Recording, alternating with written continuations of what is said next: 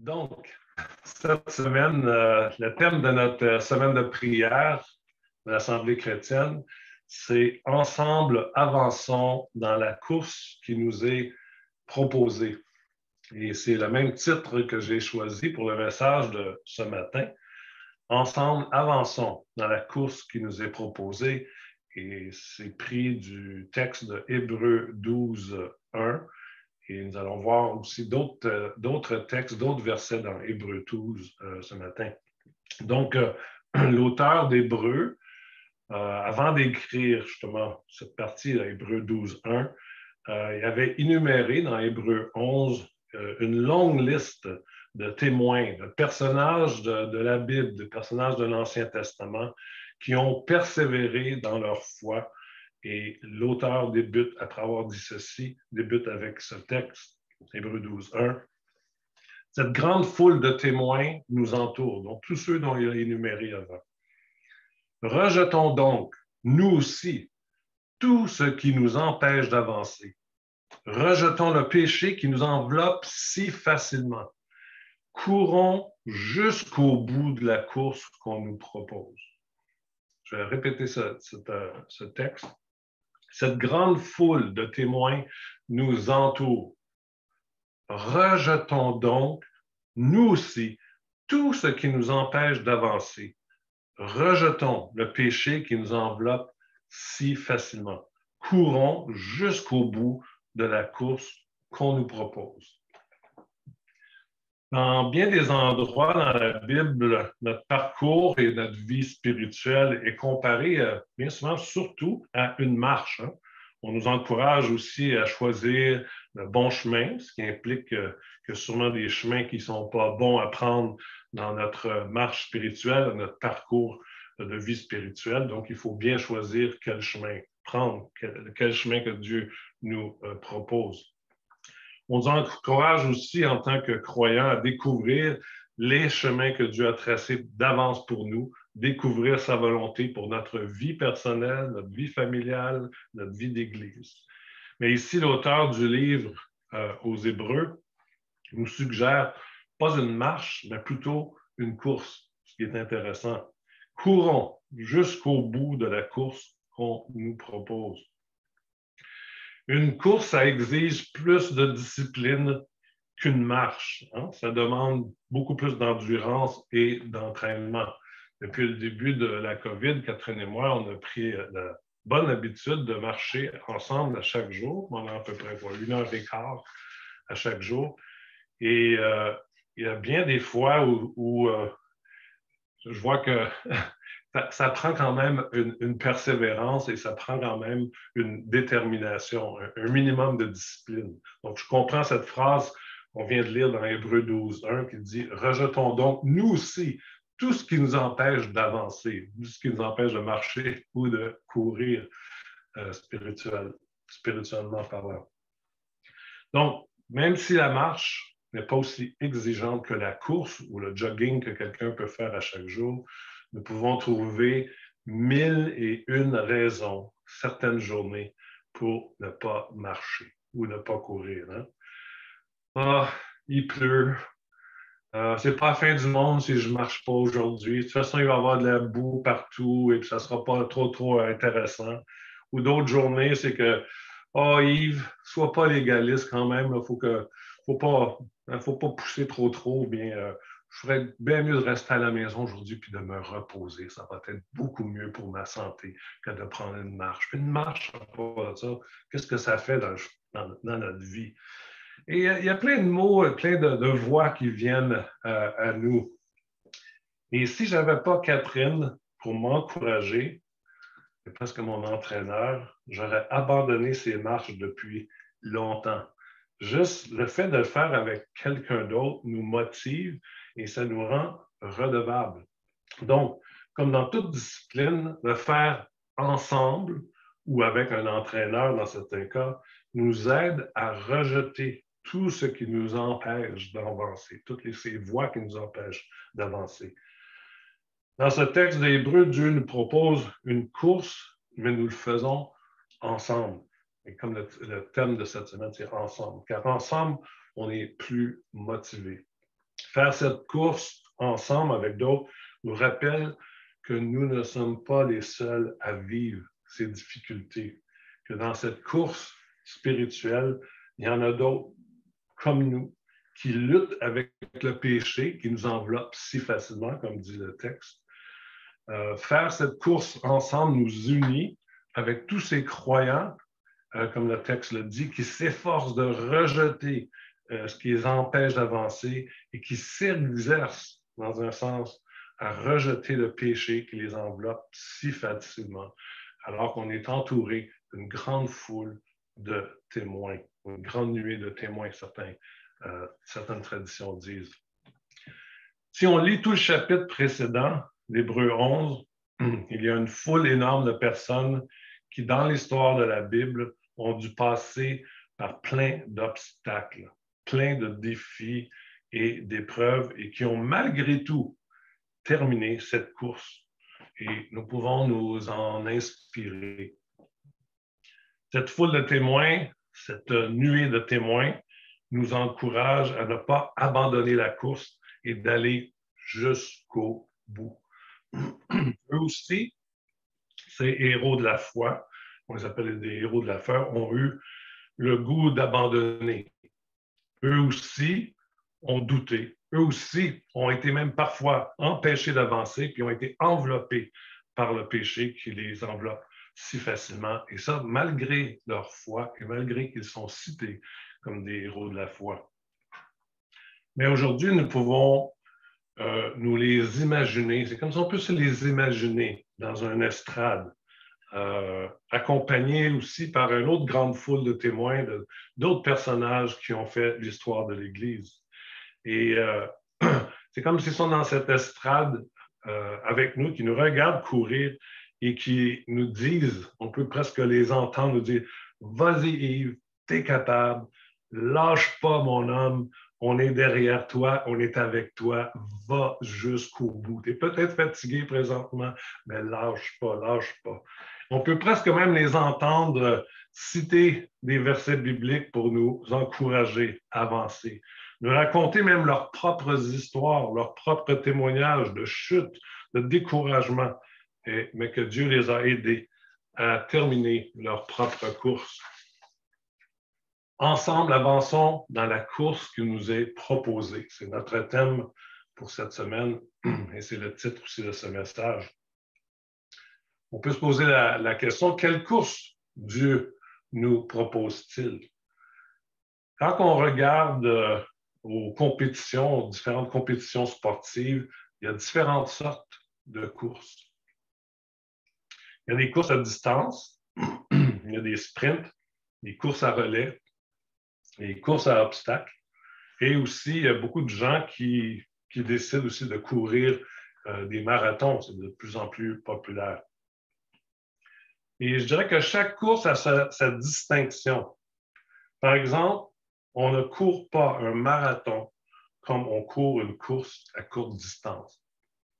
Ce n'est pas une bonne idée de clencher à pleine vitesse dès le début d'un marathon. Ça va nous épuiser et nous n'arriverons jamais à la ligne d'arrivée. Il y a donc différents moments dans notre parcours spirituel où Dieu va nous proposer différentes sortes de courses. Lorsque je travaillais avec Jeunesse en mission à Montréal, milieu urbain, à chaque été, on avait un programme qui s'appelait Opération Ninive et qui était un programme de formation urbaine et d'évangélisation. On recevait peut-être une centaine de jeunes un peu partout dans le monde qui venaient apprendre au niveau urbain. Et à chaque année, j'étais en charge du volet évangélisation et du volet aussi travail communautaire qu'on faisait dans les quartiers différents de Montréal avec des églises locales aussi. Et ça me demandait beaucoup de temps, beaucoup d'énergie. C'était stressant. C'était vraiment comme un sprint. Et je savais que c'était pour une courte durée, c'était quelques semaines, mais je me préparais d'avance parce que je savais qu'après, je serais vraiment épuisé. Donc, je savais aussi que je n'aurais pas pu aller dans le même beat, dans le même rythme de vitesse à l'année longue. J'aurais brûlé au bout de quelques mois. Mais vu que je savais que c'était comme un sprint et ça arrivait à chaque année, je me préparais à ce sprint d'endurance, sachant que je devais aussi mettre de côté plein d'autres choses, et incluant aussi mon épouse et les enfants, mais c'était pour vraiment une courte période. C'était qu'un sprint. Donc, parfois, Dieu peut nous mandater à une course à distance rapide et de courte durée. Ça peut être pour notre travail ou études. Ça va nous demander de l'endurance, une bonne discipline. On dirait que l'adrénaline du Saint-Esprit nous aide à courir ces sprints. Quand on parle de course, ce n'est pas toujours relié à des activités concrètes ou des projets quelconques, comme je viens de décrire. Aussi, il y a certaines circonstances qui surviennent dans nos vies où nous faisons face à ce que je pourrais nommer les courses à obstacles. Les courses à obstacles. Nous pouvons tout à coup être éprouvés par la maladie, les problèmes familiaux, des situations difficiles au travail, des tensions relationnelles avec des proches, etc., ce qui fait de ce parcours une course à obstacles.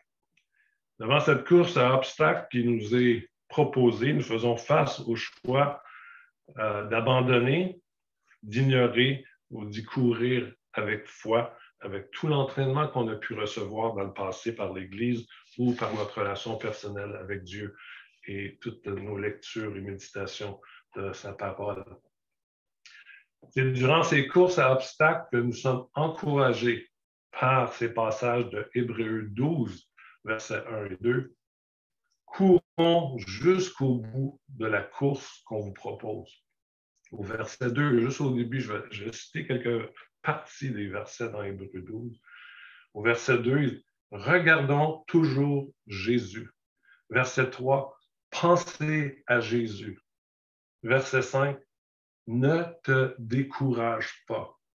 Verset 12, c'est pourquoi redressez vos bras fatigués et rendez plus fort vos genoux tremblants.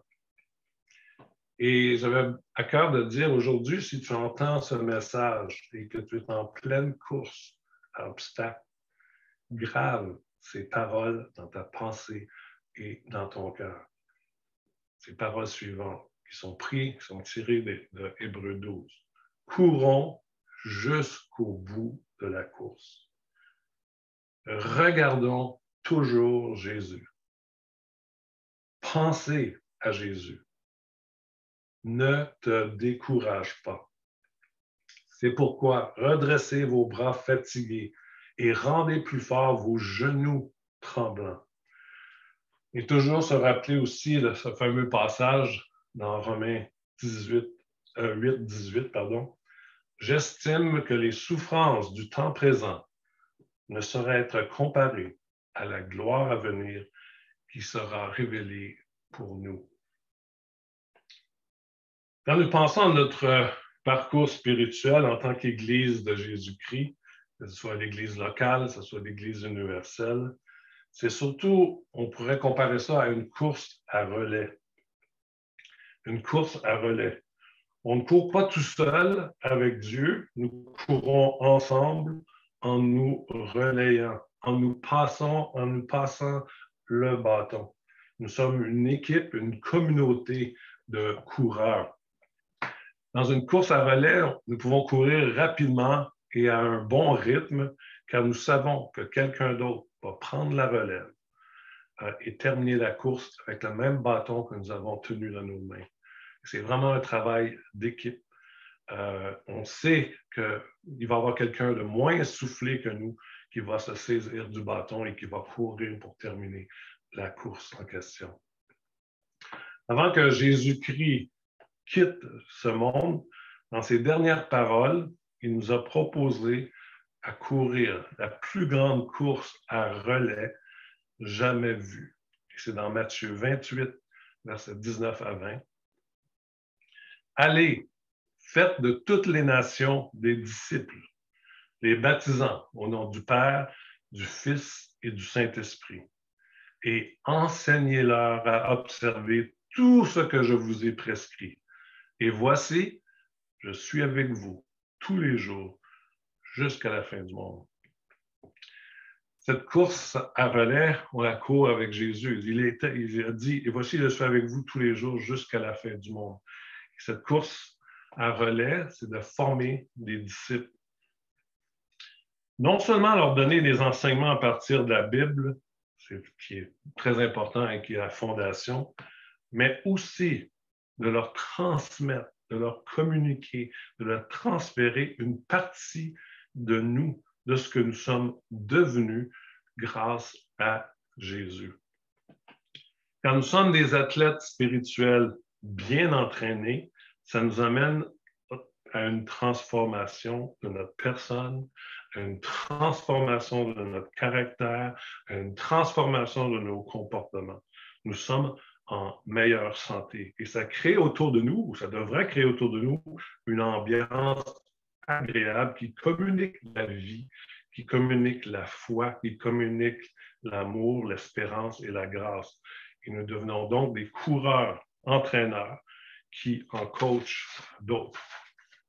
Donc, nous sommes tous mandatés à ceci, mais d'autant plus aussi les leaders dans l'Église. L'être humain oublie beaucoup ce qu'il entend. Hein? Et en tant que chrétien, même si on est chrétien, c'est la même chose, on oublie énormément et nous retenons peu de choses. Tous les enseignements même que nous avons pu recevoir, ou même tous les enseignements que nous recevons chaque semaine, notre cerveau oublie très rapidement. J'ai déjà mentionné cette blague-là, mais qui n'est pas une blague. Une fois, j'avais déjà demandé à quelqu'un, mais comment ça a été le message dimanche passé? Je n'ai pas pu être à l'église. Et la personne m'avait répondu, « Ah, c'était vraiment un bon message. » Ah, puis il a parlé de quoi? Je m'en souviens plus, mais c'était bon. Je m'en souviens plus, mais c'était bon. Il avait au moins saisi l'ambiance. Et on est un peu comme ça. Des fois, moi-même, après avoir apporté un message, je ne me souviens plus la semaine d'après de ce que j'ai parlé. Donc, par contre, nous captons plus facilement l'ambiance bienfaisante qui est dans une église ou un ministère ou autour d'une personne. On en est attiré et inconsciemment, ça nous est aussi communiqué, qu'on le réalise ou pas. Nous adoptons ce climat-là, nous y entrons dans cette ambiance. Et par exemple, si nous avons été élevés dans une bonne et saine ambiance familiale, ce n'est pas le cas de tout le monde, évidemment, ça nous suit de façon positive en tant qu'adultes. On ne se souvient pas toujours de ce que nos parents nous ont enseigné, mais l'ambiance nous suit et nous la communiquons aussi aux autres une fois qu'on est adulte. Et ça, c'est sans s'en rendre compte. Donc, dans ce grand mandat que Jésus-Christ nous a laissé d'aller par le monde et faire des disciples, il nous propose une grande course à relais. Et si nous regardons dans l'histoire de l'Église d'un siècle à l'autre, ou même d'une génération à l'autre, nous passons le même bâton de l'Évangile du royaume de Dieu. Et cette longue course à relais se terminera un jour au retour de Jésus-Christ, où je m'imaginais figurativement justement dans un grand stade à la ligne d'arrivée, où une immense nuée de témoins nous accueille avec des cris de joie et d'excitation dans un brouhaha incroyable, plus grand que nos stades de hockey ou de soccer. Et imaginez une foule de personnes qui accueillent celui qui entre dans le stade à la ligne d'arrivée, dans un délire plus grand qu'au Centre Bell de Montréal. Donc, avec cette image, ce n'est pas exactement ça qui va se passer, mais c'est une image pour faire comprendre comment ça nous encourage à vouloir courir dans cette course et d'aller jusqu'au bout. Ensemble, avançons dans cette course qui nous est proposée et chacun a sa place dans cette immense et longue course à relais. Maintenant, j'aimerais toucher à une dernière course qui nous est proposée, un marathon. Un marathon. Cette image d'un marathon convient bien pour notre parcours spirituel régulier avec Dieu, je pourrais dire. C'est habituellement celle qui nous est le plus souvent proposée au courant de notre vie.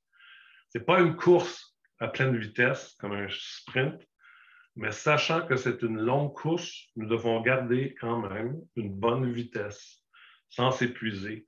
C'est l'endurance qui compte dans le marathon. Et beaucoup de marathoniens aussi, dès le départ, savent qu'ils ne seront pas les premiers parvenus au fil d'arrivée. Mais ils courent quand même avec l'idée de terminer avec un sens de joie et de satisfaction d'avoir terminé la course, peu importe le temps qu'ils auront obtenu. Et en tant que chrétiens, travaillant ensemble, nous visons à terminer cette course jusqu'au bout, de garder la foi, notre zèle, notre passion et surtout l'amour. Et comment il est important de bien terminer cette course jusqu'à la fin. Je vois malheureusement des amis ou des connaissances qui ont ralenti dans leur foi et d'autres qui croient encore en Dieu, mais sont devenus amers face à l'Église ou au choix de vie qu'ils ont fait pour suivre Jésus quand ils étaient plus jeunes dans la foi. Ils ont fait des choix. Ils sont maintenant, aujourd'hui, plus âgés et amers de ces choix qu'ils ont fait d'eux-mêmes. Des emplois ou des carrières qu'ils avaient abandonnées avec joie et à leur gré à ce moment-là pour suivre Jésus-Christ, mais qu'ils regrettent aujourd'hui face à l'insécurité de la retraite ou du vieillissement. D'autres n'avaient pas poursuivi leurs études collégiales et universitaires, croyant que Dieu les appelait à la mission et qui aujourd'hui sont fâchés contre eux-mêmes et parfois contre Dieu. Oui, plusieurs d'entre eux vont terminer la course, mais pas avec ce même sens de joie qu'un athlète qui a un sens d'accomplissement et de fierté d'avoir couru toute la course, malgré qu'il peut avoir trébuché à maintes reprises, sans regretter d'être entré dans cette course proposée. Eric Liddell, un chrétien dont l'histoire a été racontée dans le film, donc c'est un coureur olympique, dans le film Chariot de feu, un film que on vous encourage vivement à écouter. C'est un très bon film, une vraie histoire. Et c'est lui qui a dit, il était croyant, a dit « God made me fast, and when I run, I feel his pleasure. » Donc, traduire en français, Dieu m'a fait rapide. Et quand je cours, je ressens son plaisir.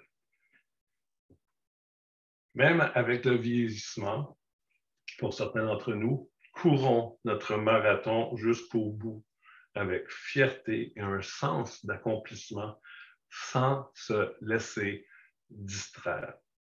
Nous pourrons ainsi dire comme Eric Liddell, et quand je cours, je ressens le plaisir de Dieu.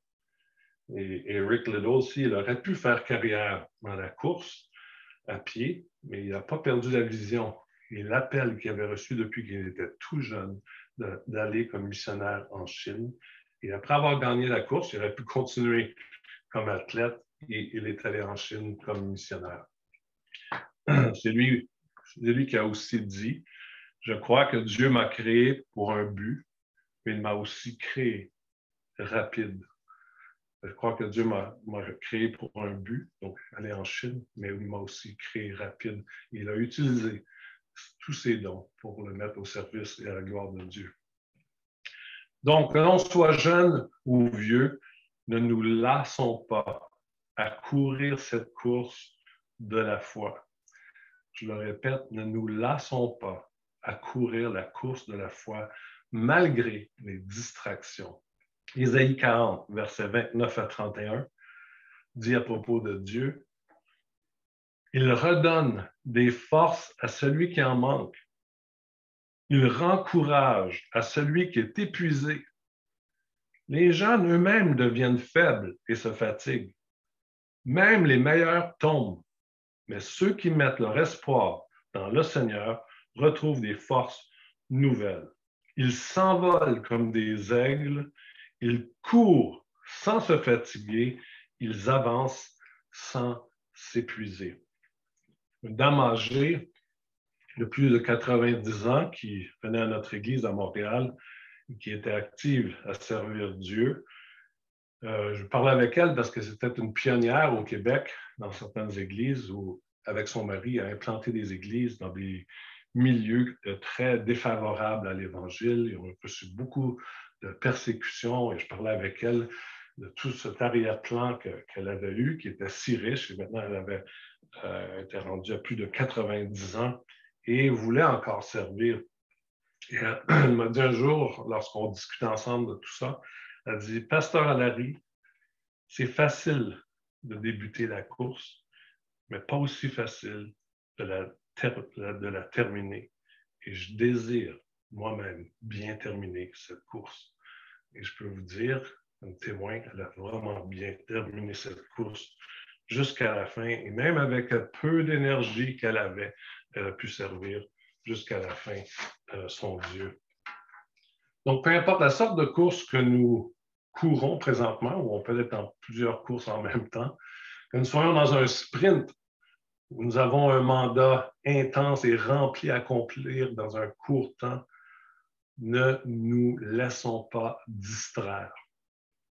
Gardons cette pensée, cette phrase dans la tête, ne nous laissons pas distraire. Si nous sommes dans une course à obstacles, avec des épreuves, avec la maladie, des défis qui semblent impossibles et infranchissables, ne nous laissons pas distraire. On est peut-être dans un long marathon qui demande de l'endurance. Ne nous laissons pas distraire. Alors que nous sommes tous impliqués dans une course à relais en tant que membres de l'Église de Jésus-Christ, ne nous laissons pas distraire.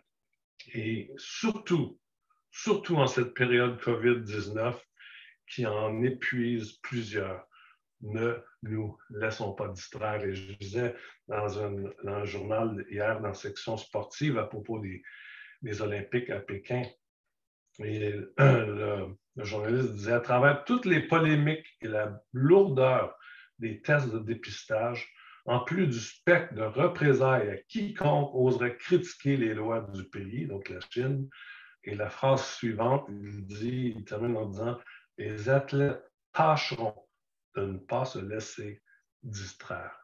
Parce qu'il n'y a rien de pire dans une course que de se laisser distraire. Et malheureusement, dans cette période où nous vivons maintenant, beaucoup de chrétiens passent plus de temps à débattre et à s'embarquer dans des causes qui sont peut-être, oui, significatives, mais secondaires, et ils se laissent distraire de la course dont ils sont appelés à bien terminer. Ne nous laissons pas distraire. Nous pouvons nous laisser graduellement distraire et passer, malheureusement, à un autre évangile. Et en tant qu'ambassadeurs du royaume de Dieu, on est des représentants de notre nation céleste aux Olympiques de la vie et annonçons avec certitude et humilité Christ et Christ crucifié.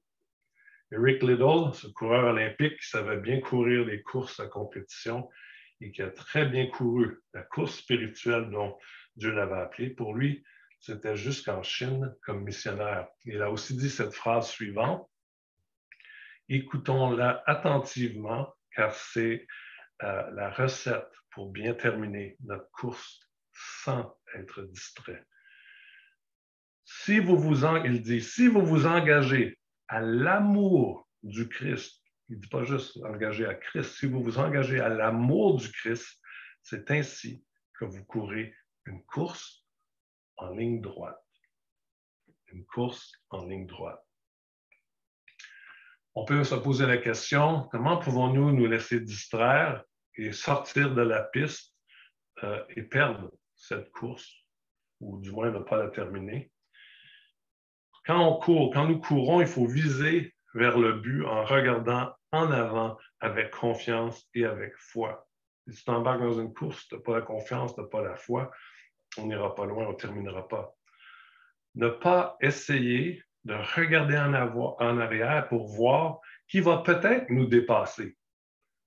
Et ne pas regarder en avant pour voir qui nous a déjà dépassés ou sur le côté qui sont en train de nous dépasser.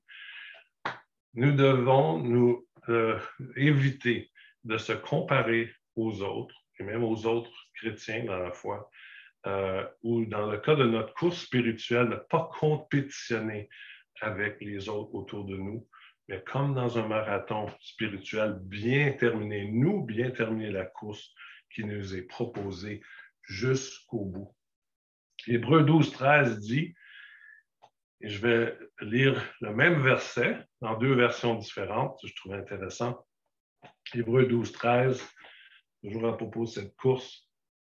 Faites de bonnes pistes pour vos pieds. Hein? C'est comme des sillons. Faites de bonnes pistes pour vos pieds. Alors, celui qui boite ne se tordra pas la cheville. Au contraire, il guérira. Hébreux 12-13, dans la version Louis II. Et suivez avec vos pieds des voies droites, afin que ce qui est boiteux ne dévie pas, mais plutôt se raffermisse. Dans l'enseignement que Nancy Campbell nous a livré dimanche passé, il s'agissait aussi de courses, mais cette fois-ci, c'était des courses de chevaux. Et Nancy nous a encouragés d'élargir nos cœurs. Et je crois que c'est quelque chose qu'on doit se rappeler durant cette semaine de prière et tout le temps de notre vie aussi, ce n'est pas juste une semaine, d'élargir, de permettre à Dieu, permettre au Saint-Esprit d'élargir nos cœurs. Et j'aimerais terminer ce message par un texte biblique qu'elle nous a partagé aussi. Lisons donc ensemble Psaume 119, versets 32 à 35. Je cours dans la voie de tes commandements, car tu élargis mon cœur. Enseigne-moi, Éternel, la voie de tes statuts, pour que je la retienne jusqu'à la fin. Donne-moi l'intelligence pour que je garde ta loi et que je l'observe de tout mon cœur. Conduis-moi dans le sentier de tes commandements, car je l'aime. Prions ensemble. Seigneur Jésus, merci parce que tu nous as proposé une course. Tu nous as proposé même différentes sortes de courses. Et nous sommes peut-être dans des différentes sortes de courses, chacun de nous ici présent ce matin. Mais nous voulons bien courir cette course. Nous voulons la terminer jusqu'au bout, et pas juste la terminer, mais bien la terminer. Et tu vois que certains d'entre nous, parfois, nous trébuchons, parfois, nous ralentissons cette course. Mais nous te prions que nous puissions avoir l'énergie de ton Esprit Saint, qu'on puisse avoir la force, la puissance du Saint-Esprit pour pouvoir continuer cette course et de bien la courir, sans se comparer aux autres, et de pouvoir entendre un jour cette joie lorsque nous allons te rencontrer, que nous arrivons au fil d'arrivée, et cette joie, cette immense joie de pouvoir dire, oui, j'ai couru la course, je l'ai couru jusqu'au bout. Que tu puisses, Seigneur, nous aider à ne pas être distrait. Tu vois qu'il y a plein de choses autour de nous qui nous distraient et qui nous empêchent justement de continuer bien cette course ou qui nous amènent hors piste parfois. Donc, Seigneur, je vais te prier que tu puisses nous garder, nous protéger et nous aider à ensemble courir cette course que tu nous proposes, sans devenir amers un jour des décisions que nous avons prises avec toi. Et c'est dans ton précieux nom, Jésus, que nous prions. Amen.